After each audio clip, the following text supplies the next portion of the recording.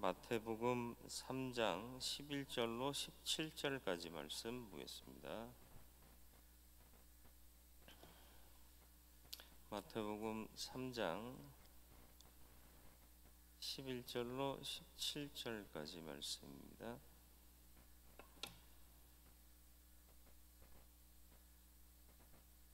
한 절씩 교독하고 마지막 절 같이 읽겠습니다.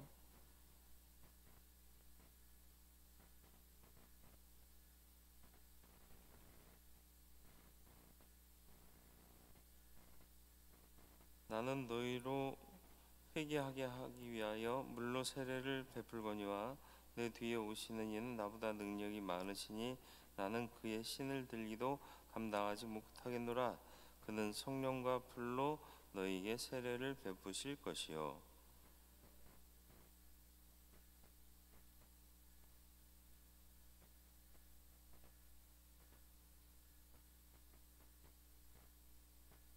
이때에 예수께서 갈릴리로부터 요단강에 이르러 요한에게 세례를 받으려 하시니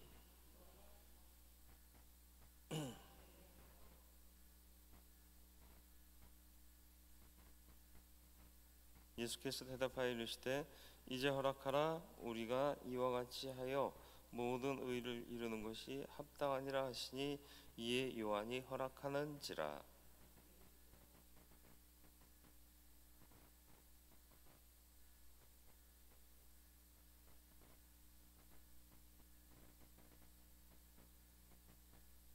하늘로부터 소리가 있어 말씀하시되 이는 내 사랑하는 아들이요 내 기뻐하는 자라 하시니라. 아멘. 욕존선겸이라는 한자 사자성어가 있어요. 타인에게 존경을 받고자 하면 먼저 겸손해야 한다. 겸손은 동서고금을 막론하고 인간이 사는데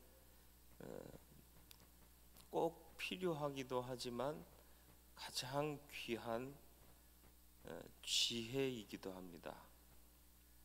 오늘 읽은 말씀에는 세례 요한과 예수 그리스도가 나오는데 두 분 다 지극히 겸손한 마음을 잃지 않았던 하나님의 사람들입니다.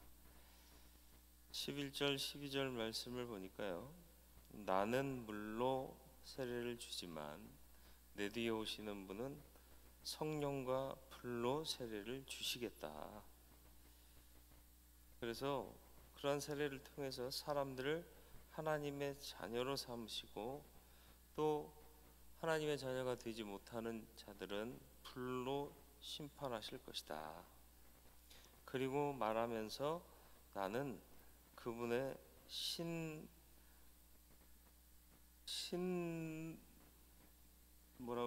묶은 다른 데서는 신들매라고 표현하는데 마태복음에서는 신을 들기도 이렇게 표현하고 있습니다. 어쨌든 그렇게 하찮은 일을 하는 것도 감당할 수 없는 너무 낮은 존재다 이렇게 얘기를 하죠. 그러니까 다른 말로 하면 지금 나를 주목하지 말고 다음에 오실 그를 기대하라 라는 거죠. 많은 사람들이 나를 주목하라고 그러고 내가 영향력 있게 받아들여지면 기분 좋은데 세례 요한은 그러지 않고 내 뒤에 오시는 그분을 기다려라. 사심없이 메시아에게 모든 영광과 모든 인기를 다 돌리고 있는 것이죠. 열매 맺는 믿음의 삶을 살아야 한다. 알곡과 쭉정이는 꺼지지 않는 불에 태우실 것이다. 세례 요한은 예수님의 길을 준비하기 위해서 온 소리였습니다. 우리도 세례 요한처럼 겸손하게 예수님을 높이는 삶을 살아야 할 것입니다. 또 인간적으로 보면 세례 요한이 예수님의 사촌 형이에요. 형님인데도 아우가 아니라 메시아로 주님으로 인정하고 그의 영광을 드러내는 일에 힘썼다라는 거죠. 참된 겸손이 가장 최고의 지혜이면서 덕목입니다. 예수님이 세례 받으십니다. 13절로 16절이 그것을 기록하고 있는데요. 예수님께서 세례 요한에게 세례를 받으려 요단강으로 나오십니다. 주님은 세례를 받으실 필요가 없으신 분이에요. 죄가 없으시니까. 그런데 세례 요한에게 세례를 받는 것이 모든 의를 이루는 것이다 말씀하고 있습니다. 예수님 받으신 세례는 회개의 세례가 아니었습니다. 예수님 공생의 사역을 시작하는 시점에서 순종을 확인하는 단계였다.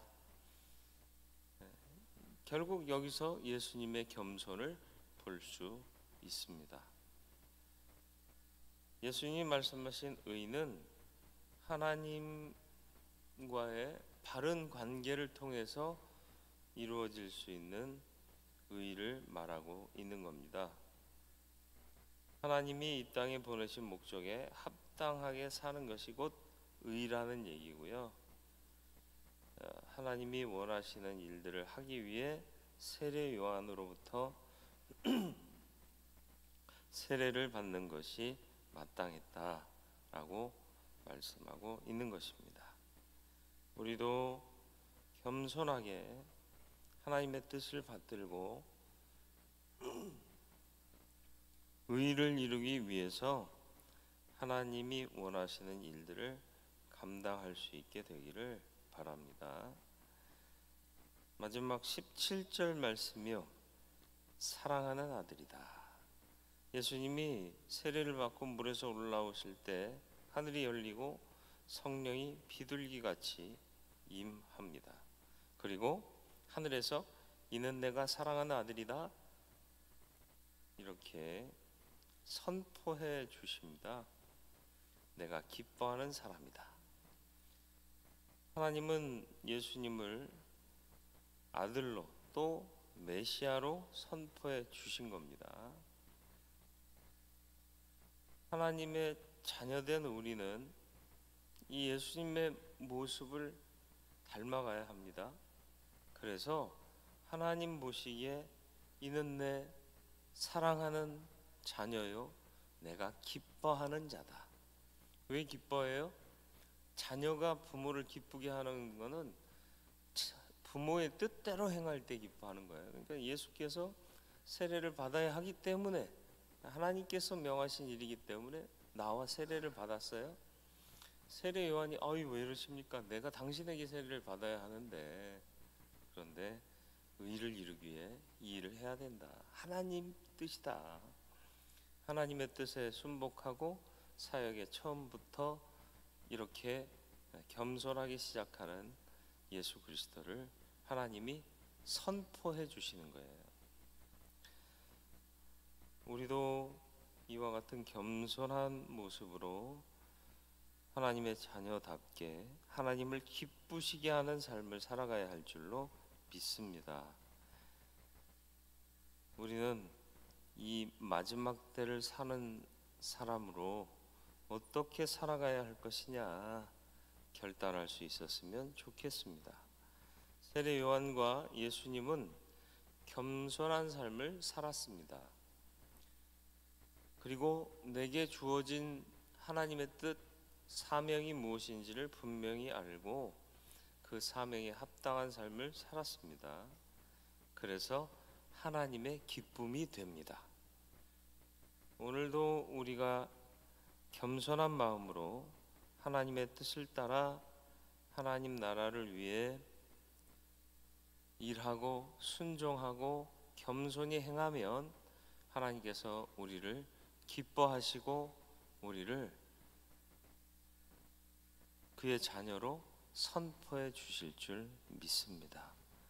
하나님이 기뻐하시고 인정하는 귀한 자녀의 삶을 선택하는 겸손한 성도들 되기를 주님의 이름으로 축원을 드립니다.